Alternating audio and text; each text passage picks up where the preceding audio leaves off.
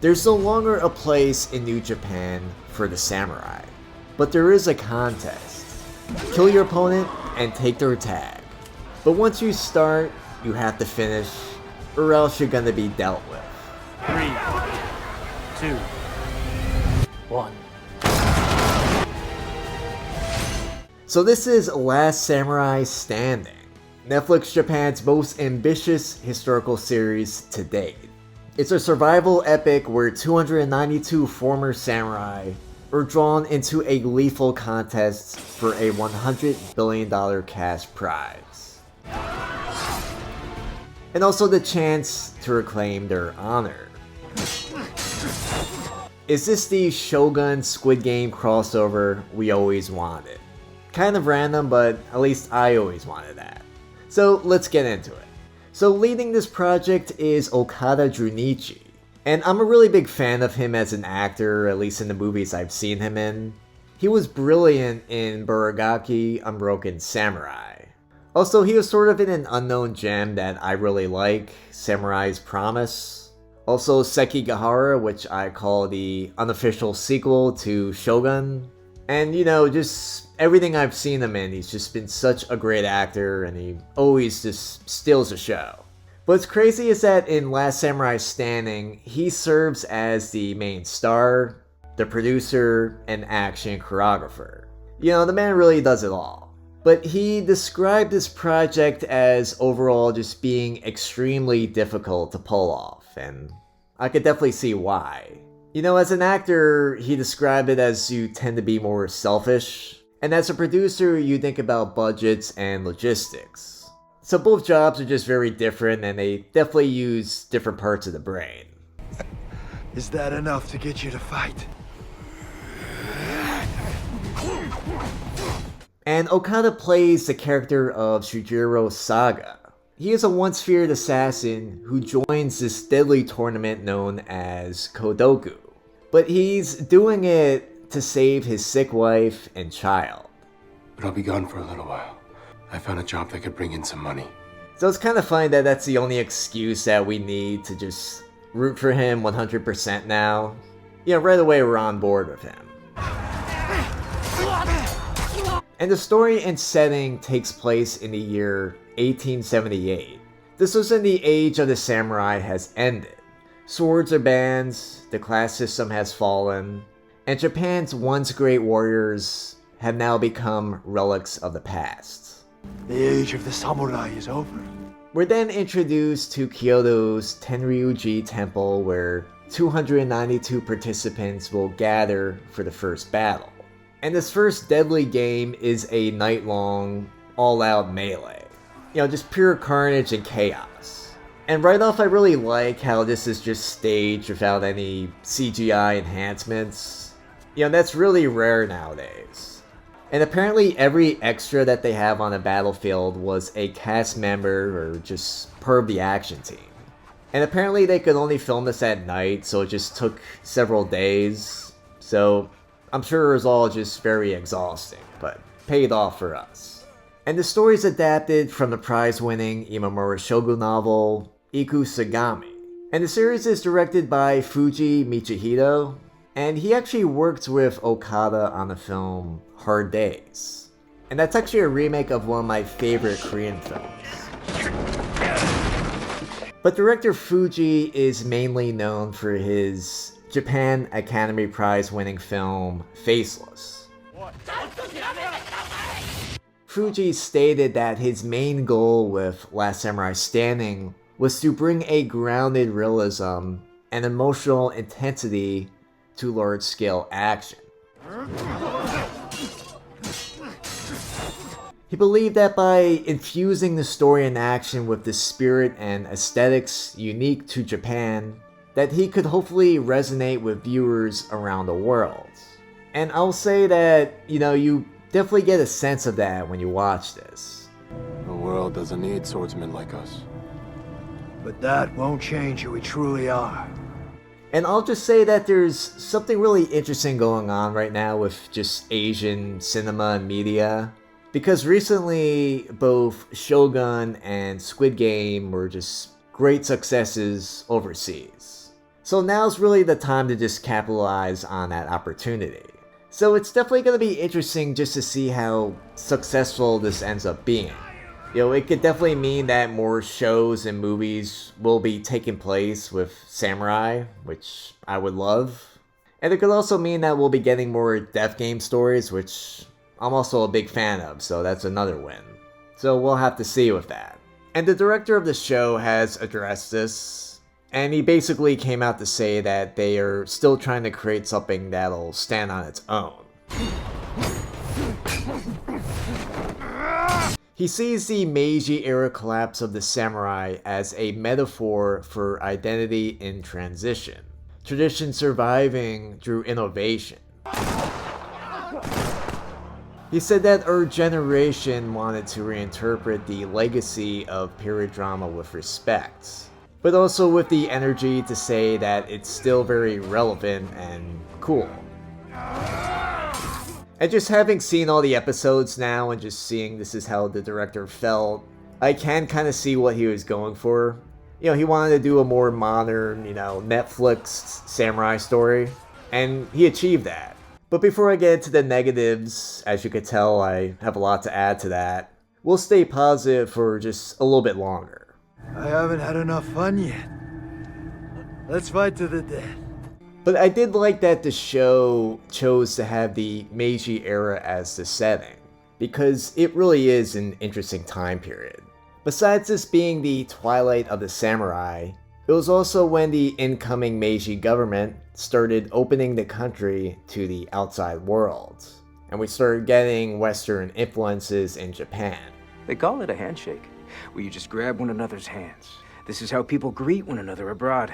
And this, of course, was being opposed by the traditionalists, who were the samurai class. And so the new regime was looking for a way to wipe them out entirely. So you sort of had this civil war going on. And of course, it also gives plausibility to this story. It means I hold nothing in my hands and I trust you.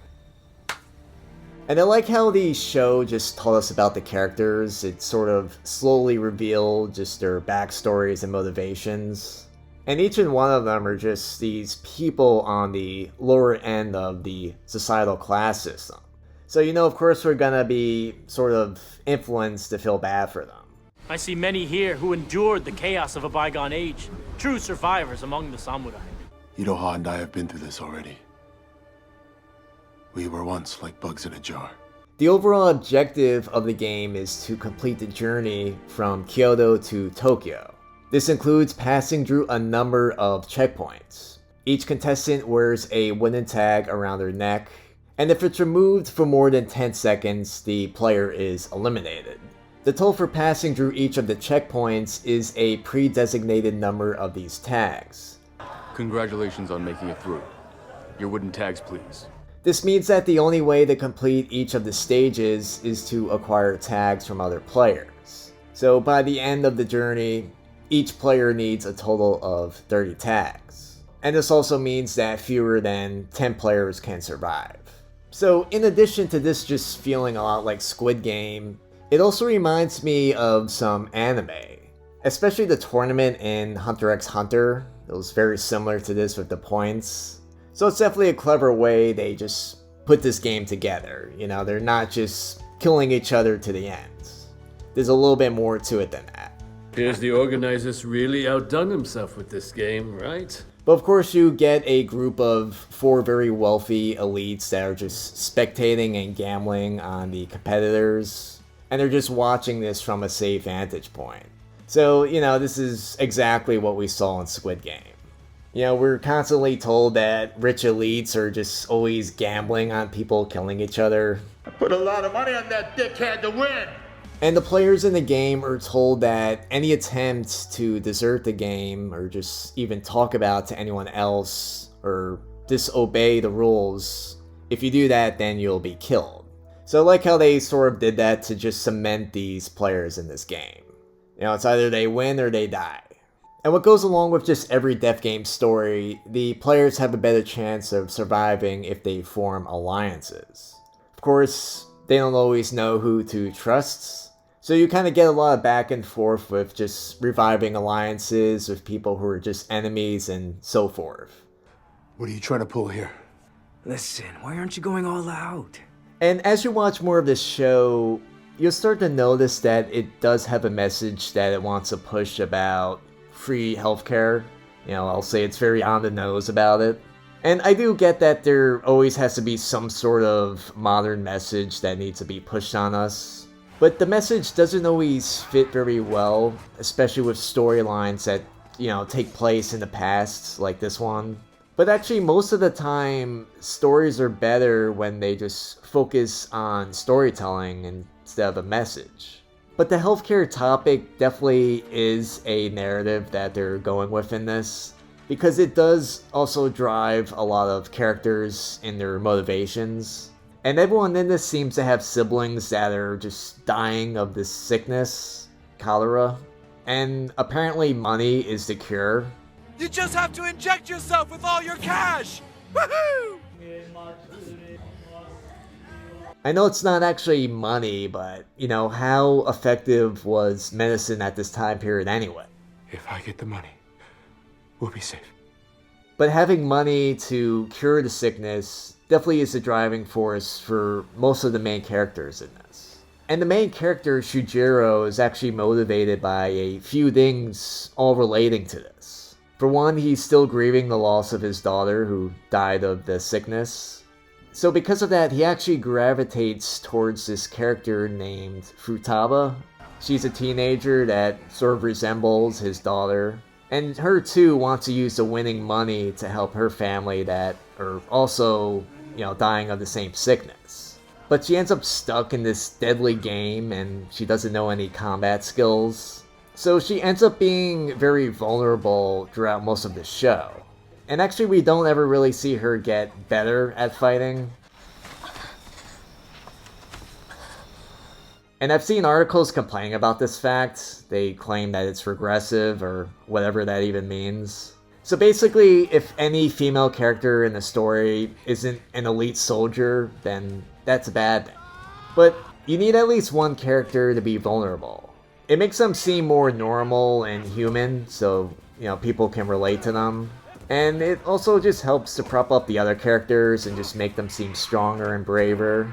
And for once I feel like there's a female that isn't superhuman, that just defies physics.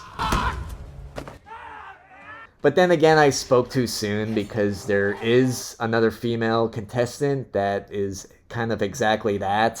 Waited a long time for this. Saga Shujiro! Iroha! And this is Iroha.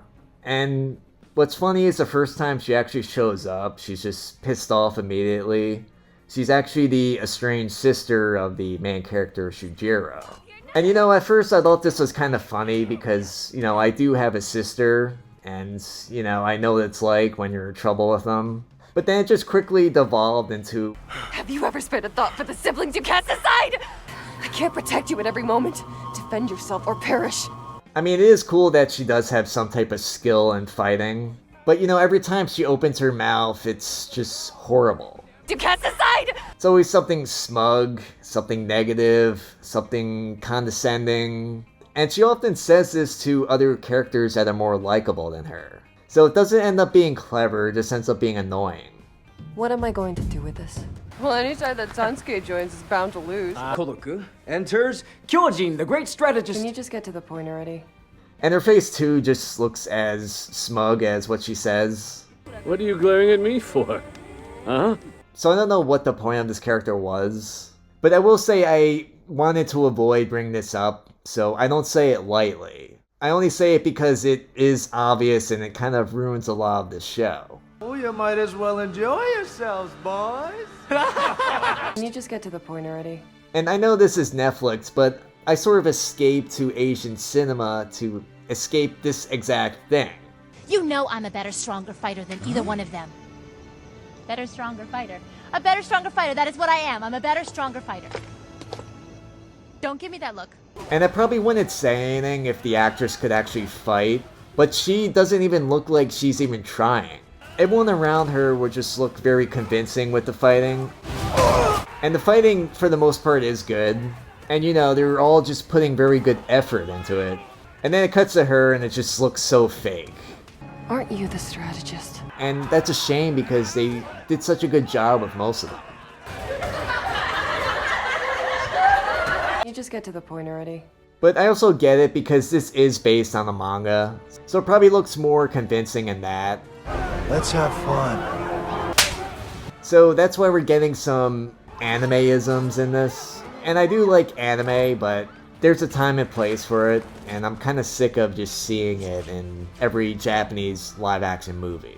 You know, we don't need it in samurai films like this. That's enough! You know, keep it more grounded, keep it more realistic.